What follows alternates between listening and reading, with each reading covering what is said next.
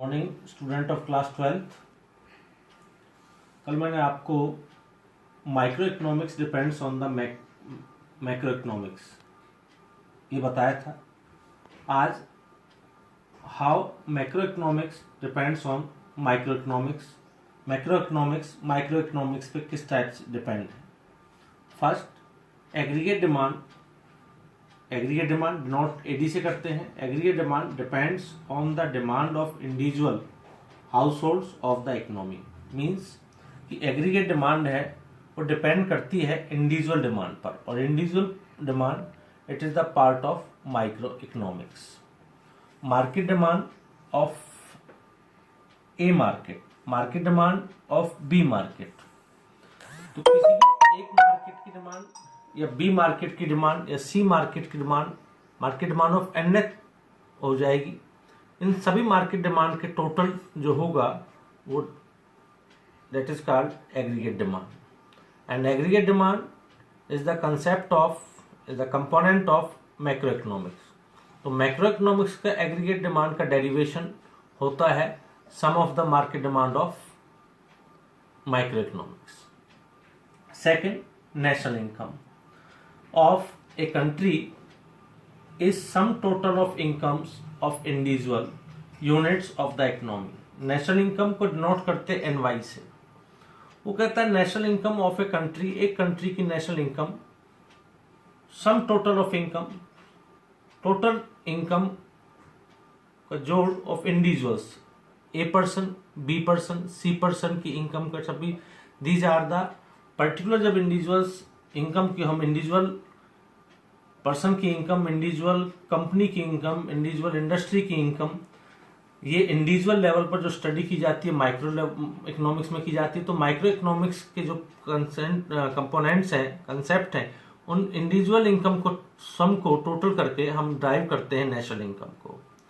तो इन दोनों पॉइंट्सों से ये प्रूव होता है कि किस तरीके से मैक्रो इकोनॉमिक्स से how macro economics depends on the micro economics. Next, difference between micro and macro economics. बेटा कभी भी किसी भी कंसेप्ट में, टू कंसेप्ट्स में जब डिफरेंसेस आता हो तो हमेशा ये ध्यान रखना फर्स्ट पॉइंट उसका मीनिंग का होना चाहिए।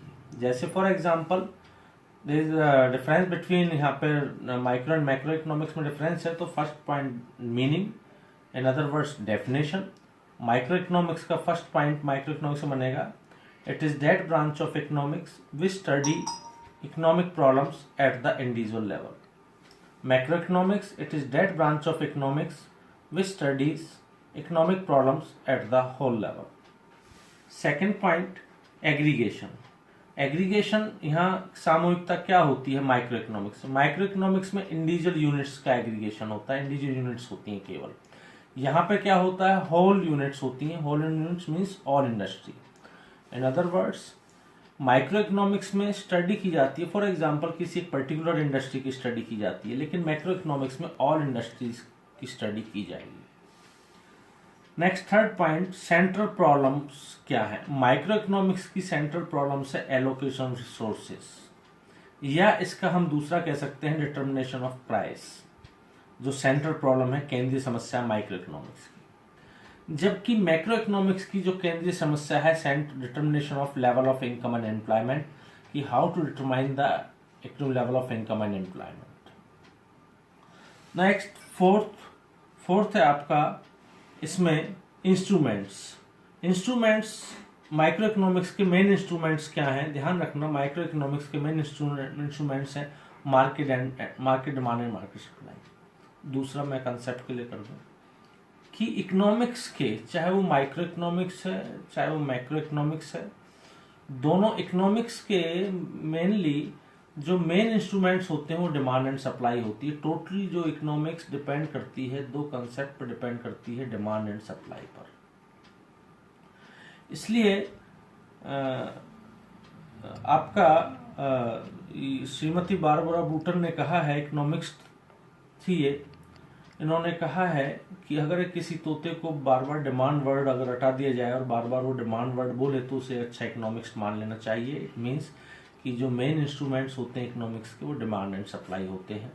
तो इसलिए जब आपसे कभी ये पूछ लिया जाए question what are the instruments of micro economics, तो वहाँ पे आप यूज़ करोगे इंडिविजुअल डिमांड या market demand and market supply.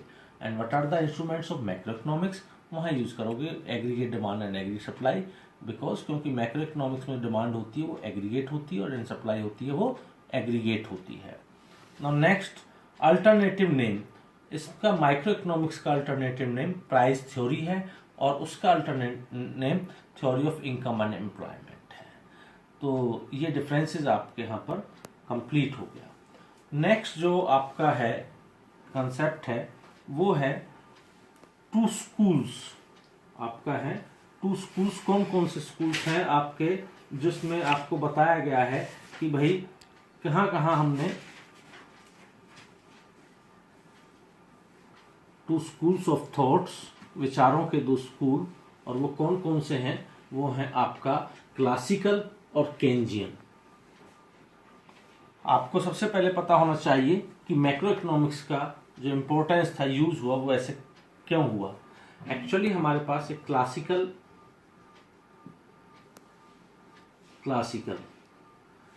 Theory कह लो या the classical school. Actually classical economics जो थे, एडम स्मिथ, जेबी से, वालरस, पीगू, ठीक, ये थे। इनकी क्या थ्योरी थी 1929 से पहले, prior to 1929 क्लासिकल इकोनॉमिक्स को, माइक्रो इकोनॉमिक्स को यूज किया जाता था इकोनॉमी में, और उनकी थ्योरी थी कि इकोनॉमी में हमेशा फुल एम्प्लॉयमेंट होता है। फुल एम्प्लॉयमेंट एक जनरल सिचुएशन होती है, कंडीशन होती है फुल एम्प्लॉयमेंट।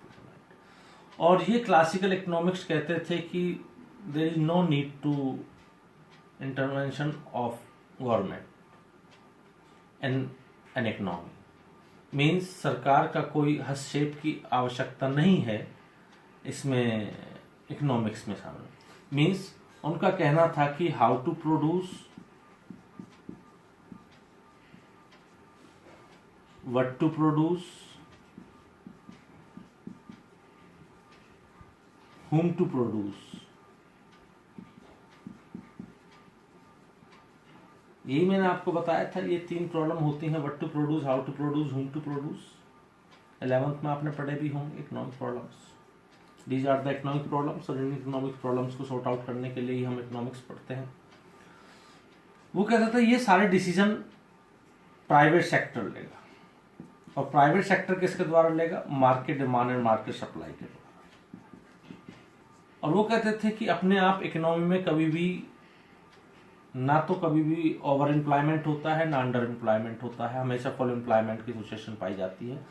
मैं ब्रीफ में ही बताऊंगा, आगे ज़्यादा नहीं एक्सप्लेनेशन है आपको उसमें, कि इनके दोनों पॉइंट थे। जेबी से इसके लॉ ऑफ मार्केट पे थे, से के बाजार नियम पे था, आधारित था जेबीसी का, और दूसरा इसका जो था वो था wage price flexibility. Wage price flexibility, क्योंकि बताना जरूरी है, आपके माइंड में क्वेश्चन आ रहा होगा, सर ने कहा कि फुल एम्प्लॉयमेंट है, जनरल कंडीशन है, कैसे है। उनका नॉर्मली मानना ये था कि demand for labour and supply for labour depend करती है रेट ऑफ वेजेस पर, मजदूरी पर, रेट ऑफ वेजेस पर। वो कहता है कि मान लीजिए इफ क्या हो जाता है कि यदि मान लीजिए डिमांड फॉर लेबर ज़्यादा हो जाती है इनकम सप्लाई ऑफ लेबर से, तो वेज रेट राइज हो जाएंगे। वेज रेट राइज होने से सप्लाई ऑफ लेबर क्या होगा, राइज हो जाएगी। और यदि मान लीजिए डिमांड फॉर लेबर कम हो जाती है सप्लाई ऑफ लेबर से, तो वेज रेट कम हो जाएंगे, तो सप्लाई ऑफ लेबर कम हो जाएगी। मीन्स जिस तरीके से प्राइस और डिमांड में रिलेशन होता है, इस तरीके से ही वेज और डिमांड में रिलेशन, डिमांड फॉर लेबर में रिलेशन होता है। जिस तरीके से प्राइस एंड सप्लाई में रिलेशन होता है, उसी तरीके से वेजेस और सप्लाई फॉर लेबर में होता है। तो ये उनकी एक था, एक अपना थ्योरी थी उनकी कि फुल एम्प्लॉयमेंट एक जनरल कंडीशन होती है इकोनॉमी में, कभी ओवर एम्प्लॉयमेंट और अंडर एम्प्लॉयमेंट नहीं होती, गवर्नमेंट का इंटरवेंशन की कोई ज़रूरत नहीं होती है, सारी के सारे डिसीजन प्राइवेट सेक्टर के द्वारा ले जाते हैं और सारे डिसीजन किसी प्रॉफिट मैक्सिमाइजेशन को देकर के लिए जाते थे। बट उनकी ये थ्योरी, क्लासिकल इकोनॉमिक्स की थ्योरी, क्लासिकल स्कूल्स की थ्योरी 1929 में जो वर्ल्ड डिप्रेशन आया था, विश्व महामंदी आई थी, उसमें ये थ्योरी उनकी क्या हो गई, फेल हो गई। और अकेले उस टाइम पे इकोनॉमी वर्ल्ड में 8 करोड़ लोग बेरोजगार हुए थे और अकेले अमेरिका में 1.5 करोड़ लोग बेरोजगार हुए थे। उनकी ये थ्योरी क्लासिकल थॉट्स फेल हो गए 1929 में। उसके बाद में लॉर्ड जे.एम. केन्स ये अपनी थ्योरी लिख रहे थे। इनका लॉर्ड जे.एम. केन्स, जिसे हम केन्जियन इकोनॉमिक्स ही बोल देते हैं,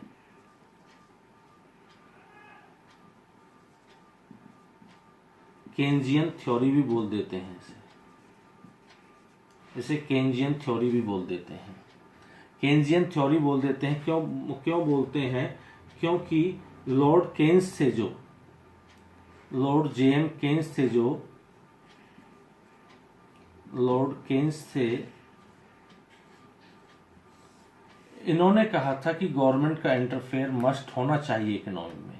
और उन्होंने इसी पोजीशन के लिए कहा था कि इन्होंने कहा था फुल एम्प्लॉयमेंट एक जनरल कंडीशन नहीं है, बल्कि वो कहते थे कि अंडर एम्प्लॉयमेंट एक जनरल कंडीशन पाई जाती है, कम अल्प रोजगार एक जनरल कंडीशन पाई जाती है। तो उन्होंने एक बुक लिखी, the general theory of employment, the general theory of employment, theory of employment exchange, general theory of employment and exchange and money. ये उन्होंने अपनी एक बुक लिखी। तो उन्होंने जो बुक लिखी तो उन्होंने इसमें सारे एक्सप्लेनेशन दी इन्होंने कि गवर्नमेंट का इंटरफेयर बहुत ज़रूरी है और प्राइस डिटर्मिनेशन हमारी मेन प्रॉब्लम नहीं है। हमारी डिटर्मिनेशन एम्प्लॉयमेंट डिटर्मिनेशन है, जो लेवल ऑफ इनकम है, एम्प्लॉयमेंट आउटपुट, ये जो डिटर्मिनेशन है ये हमारे लिए मेन प्रॉब्लम है। तो 1929 के बाद में 1932 तक ये चली। उसके बाद में केन्जियन थ्योरी चली मैक्रो इकोनॉमिक्स का, और गवर्नमेंट का इंटरफेयर मस्ट कर दिया। क्योंकि गवर्नमेंट का इंटरफेयर केन्ज ने क्यों कहा, गवर्नमेंट ने इंटरफेयर केन्ज ने ये इसलिए कहा क्योंकि केन्ज का मानना था एक गवर्नमेंट सेक्टर ही ऐसा होता है जो zero level of saving, zero level of profit